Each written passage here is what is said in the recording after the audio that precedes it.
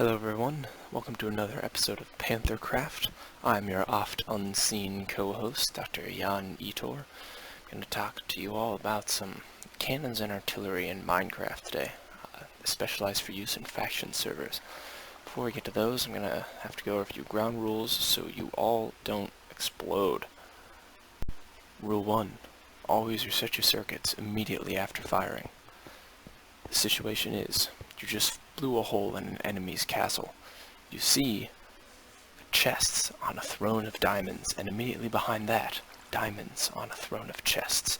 You're so excited. You grab your TNT. You're all ready for the next shot. Shit. Rule number 2. Never reset your circuits after firing with TNT equipped.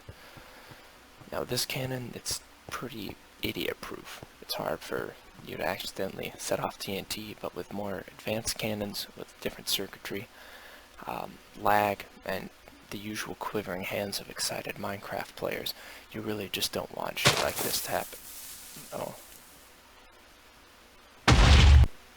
Rule number 3. Always check the freshly placed circuits before placing TNT. In factions, TNT can be pretty hard to come by, so it's best to conserve what you got. And with some of the more advanced cannons, you can actually end up blowing up your entire cannon, which is annoying. So if you fire here, all the charges aren't detonated, and you end up wasting 3 TNT. And see here, the shell didn't even fire. Final rule, rule number 4, charge first, then projectile. This almost goes without saying, but the trick here is just to have a system. For me, the left side will always lead to the charges, the right lever will always lead to the shells. That just avoids any instances which I blow myself spectacularly high. But if this were in factions, you'd be dead, and you'd lose all your TNT.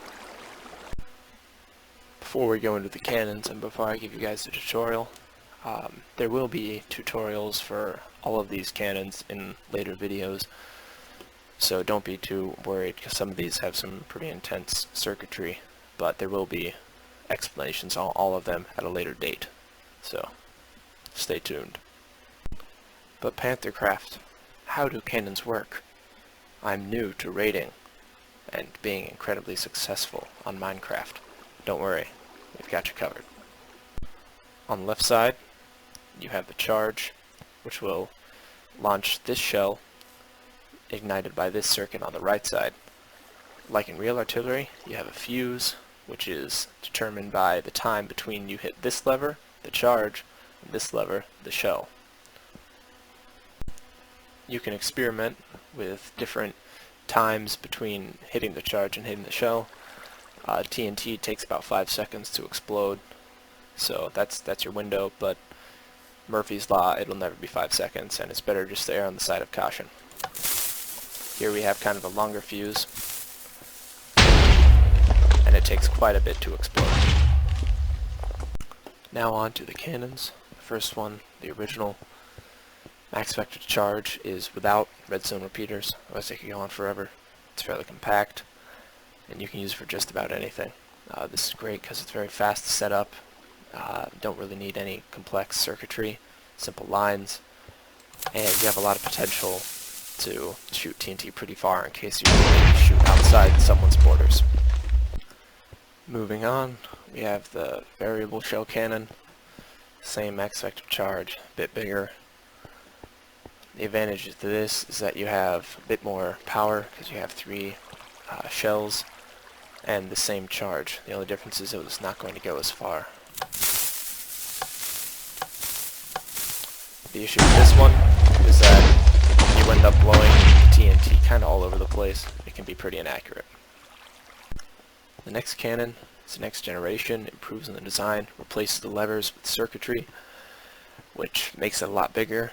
It's the same max vector charge, about the same distance because you got that one block, but it does concentrate all of the TNT a bit more. There you go. Improving further, we've got the 3rd generation cannon. It's a redstone maze, same effective charge, very, very complex. There will be a tutorial, as I've said, but here you've got an actual breach, which is a lot of fun, and then it's a lot more concentrated.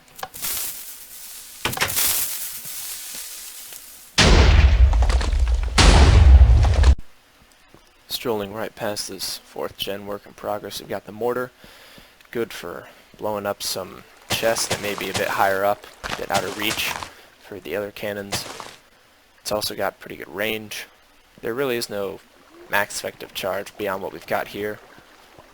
I haven't really experimented with making really big charges, but this is simple, gets the job done. Well, that concludes our artillery showcase. Thanks for tuning into Panthercraft. If you liked what you saw, subscribe. If you have any questions, gripes, complaints, throw them in the comments below. Happy raiding, gentlemen.